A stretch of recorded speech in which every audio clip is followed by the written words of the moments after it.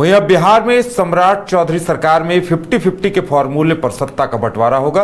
पटना के गांधी मैदान में शपथ की तैयारियां शुरू कर दी गई हैं। 7 मई को सम्राट कैबिनेट का विस्तार तय किया गया है। गांधी मैदान में 7 मई को सम्राट सरकार के मंत्री शपथ लेंगे। बिहार की एनडीए सरकार का मंत्रिमंडल विस्तार फिक्स हो गया है। पटना के ऐतिहासिक गांधी मैदान में मुख्यमंत्री सम्राट चौधरी के मंत्रिमंडल में शामिल होने वाले नए मंत्री शपथ लेंगे। उन्हें राज्यपाल सैयद अता हसनैन पद और गोपनीयता की शपथ दिलाएंगे। मगर मंत्रियों की लिस्ट में कौन कौन होंगे, इसे लेकर सियासी गलियारे में अटकलें लगाई जा रही हैं। रविवार को मुख्यमंत्री सम्राट चौधरी ने दिल्ली में गृहमंत्री अमित शाह के साथ ही बीजेपी के शीर्ष नेताओं से मुलाकात की थी। साथ ही बिहार में एनडीए के घटक दलों के नेता जदयू के राजीव रंजन सिंह उर्फ ललन सिंह, हम के जीतन राम मांझी, लोजपा आर के चिराग पासवान से मिलकर वो पटना पहुंचे। इससे पहले ही जिला प्रशासन ने गांधी मैदान में शपथ ग्रहण की तैयारियां शुरू कर दी थी। हालांकि पूर्व प्रदेश बीजेपी अध्यक्ष दिलीप जायसवाल से जब 7 मई के मंत्रिमंडल विस्तार की अटकलों के बारे में पूछा गया तो उन्होंने कहा कि ये मुख्यमंत्री का विशेषाधिकार है और इस पर टिप्पणी करना उचित नहीं होगा। और ज्यादा जानकारी के लिए इस वक्त हमारे साथ हमारे वरिष्ठ सहयोगी राकेश रंजन जी जुड़े हुए हैं। राकेश जी, सम्राट चौधरी मंत्रिमंडल का विस्तार तय हो गया है, 7 मई की तैयारियां शुरू हो गई हैं और यह कहा जा रहा है कि 50-50 फॉर्मूले पर मंत्रिमंडल विस्तार होगा, तो इस बारे में क्या कुछ अपडेट है? देखिए, ये जो एक प्रतीक्षित सम्राट कैबिनेट का विस्तार था वो अब होने जा रहा है। 7 मई को जो है वो शपथ ग्रहण होगा मंत्रियों का। गांधी मैदान में शपथ ग्रहण का समारोह आयोजित किया जाएगा। खास बात ये कि इसमें प्रधानमंत्री नरेंद्र मोदी, गृह मंत्री अमित शाह भी उपस्थित रहे शायद, और इसके अलावा जो है इसे एनडीए एक शक्ति प्रदर्शन के तौर पर जो है वो दिखा सकता है। देखिए, इस बार के कैबिनेट विस्तार की अगर बात करें तो कोशिश ये होगी कि सामाजिक और क्षेत्रीय संतुलन को साधा जाए। सभी प्रमुख जातीय समूह का जो है मंत्रिमंडल में प्रतिनिधित्व हो और उसमें एक युवा और अनुभव के ब्लेंड की भी बात है कि जिनके पास प्रशासनिक अनुभव है उनको देखते हुए अनुभवी नेताओं को शामिल किया जाए, तो जो युवा जोश है, युवा चेहरे हैं, उनको भी मौका मिल सकता है इस कैबिनेट में। जो एक बात आ रही है, देखिए बिहार में आप अधिकतम 36 मंत्री रख सकते हैं और जो फार्मूला है, जैसा आपने बताया 50-50 का फार्मूला, तो उसके तहत ये जो 50-50 का फार्मूला है बीजेपी और जेडीयू के बीच में है, जिसमें कि मुख्यमंत्री और उप मुख्यमंत्री को जोड़ के देख ले तो 16 बर्थ जो है बीजेपी और जेडीयू के पास कोटा जो है वो फिक्स है। बाकी 2 एलजेपीआर, एक हम सेकुलर और एक आरएलएन के लिए अगर आप जोड़ दें तो ये आंकड़ा 36 पहुंच जाता है। लेकिन ये भी तय है कि ये पूरा बर्थ जो है वो भरा नहीं जाएगा। कुछ बर्थ जो है मंत्रिमंडल में खाली रखे जाएंगे और संभवतः आप देखें तो चूंकि बीजेपी से आप देखें तो मुख्यमंत्री सम्राट चौधरी हैं, तो 12 और मंत्री बीजेपी से जो है वो इसमें शपथ ग्रहण ले सकते हैं कि 12 व्यक्तियों को, विधायकों को मंत्री बनाया जा सकता है। और जेडीयू से चूंकि 2 उप मुख्यमंत्री हैं तो आप देखिएगा कि 11 जो है मंत्री बनाए जा सकते हैं जेडीयू की तरफ से, तो दोनों के 13-13 हो जाएंगे, तो ये 26 हो जाएगा। एलजेपीआर के 2, 28, हम सेकुलर 1 और आरएलएन 1, 3, तो 6 बर्थ जो है वो खाली रखा जा सकता है। अगर इस पर बात नहीं बनी तो 13-12 करके जो है 32 बर्थ तक जो है वो भरने की बात भी सामने कई जगहों से सोर्सेज के थ्रू आ रही है।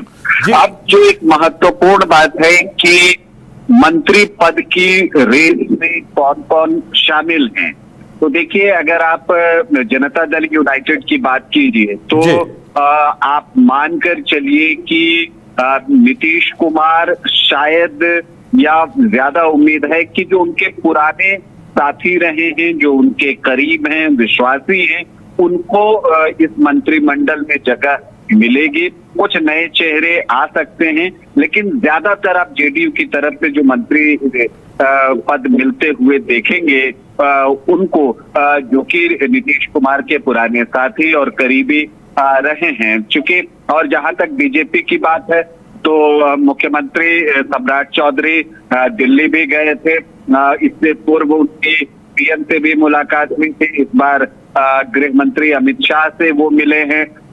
जो बीजेपी के राष्ट्रीय अध्यक्ष हैं नितिन नवीन, उनकी भूमिका बहुत महत्वपूर्ण होने जा रही है इस कैबिनेट विस्तार में। और आपने देखा होगा कि बंगाल में जीत के बाद जो दिल्ली में जो प्रधानमंत्री का संबोधन हुआ, उस दौरान उन्होंने जो बीजेपी के प्रदेश के राष्ट्रीय अध्यक्ष हैं नितिन नवीन, उनको कितना सम्मान दिया और उनको जो है वो माला भी पहनाई और उनका स्वागत किया और उनकी तारीफ भी की। तो नितिन नवीन का रोल जो है बिहार कैबिनेट का जो विस्तार होगा उसमें महत्वपूर्ण है।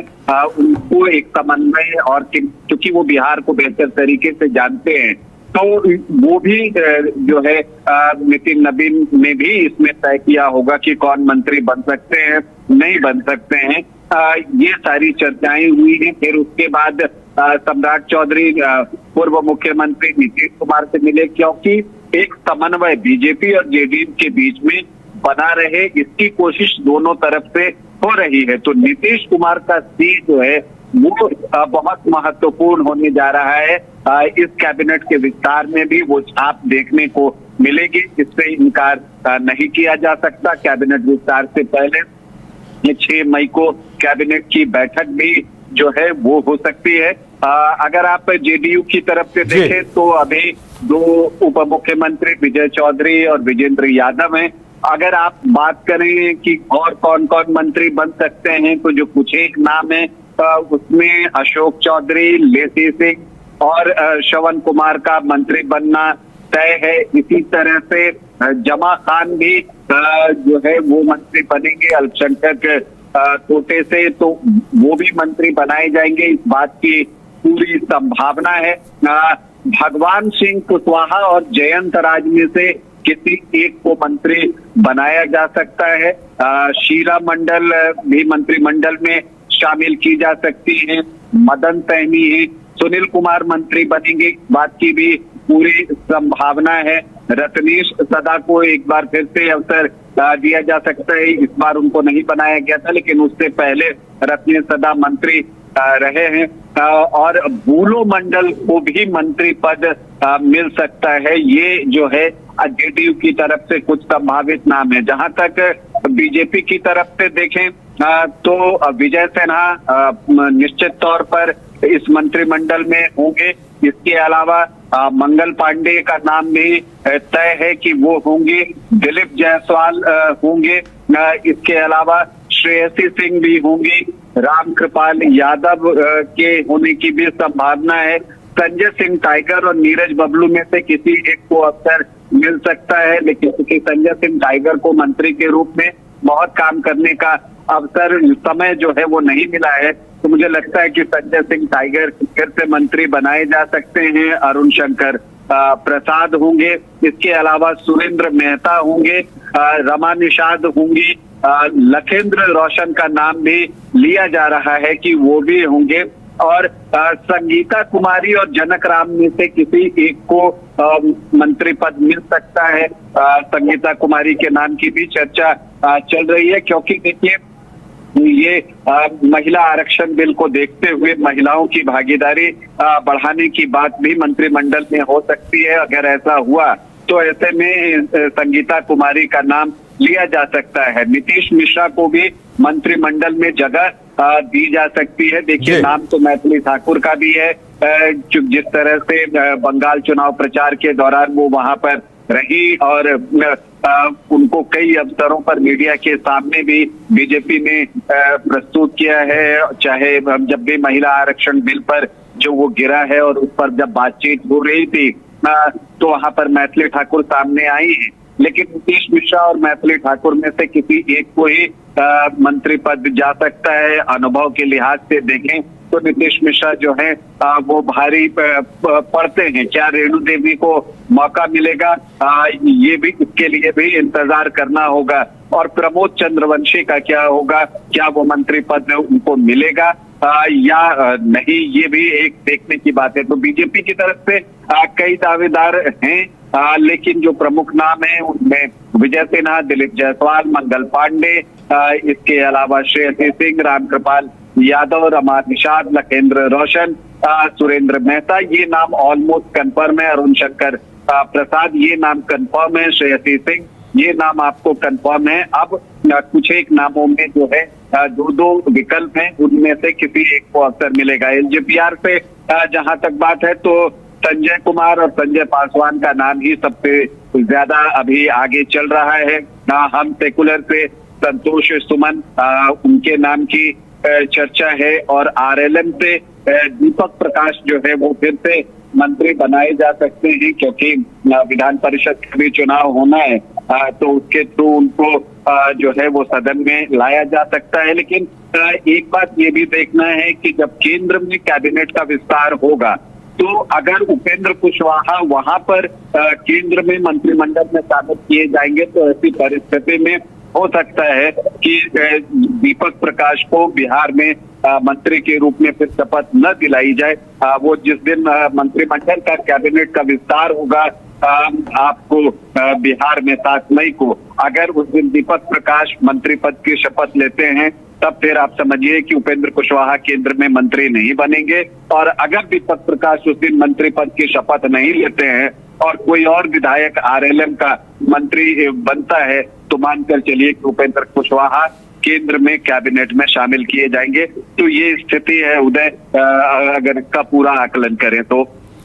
चलिए, तो इंतजार रहेगा आपकी अंतिम तौर पर नाम कौन कौन से सामने आते हैं और किन्हें किन्हें मंत्रियों की सूची में जगह मिलती है, ये देखने वाली बात होगी। लेकिन 7 मई को मंत्रिमंडल विस्तार होना है और इसे लेकर अमित शाह से अंतिम डिस्कशन तक मुख्यमंत्री सम्राट चौधरी की हो चुकी है और गठबंधन के सहयोगियों से भी बातचीत हो चुकी है। घर रहने का मकान भर नहीं, ये खुशियों की तिजोरी है। दरवाजे पर दस्तक देता पड़ोस, खिड़कियों से उमड़ आता आसमां, तारों में उलझी ऐसी न जाने कितनी दास्तां। कहती हैं चले डायमंड सिटी, एक सफर हम सफर के साथ अपने घर तक। Diamond city, life long bonding, 500 से ज्यादा खुशहाल डायमंड परिवार। जल्दी करें, सिर्फ 200 फ्लैट बाकी। आज ही बुक करें अपना आशियाना।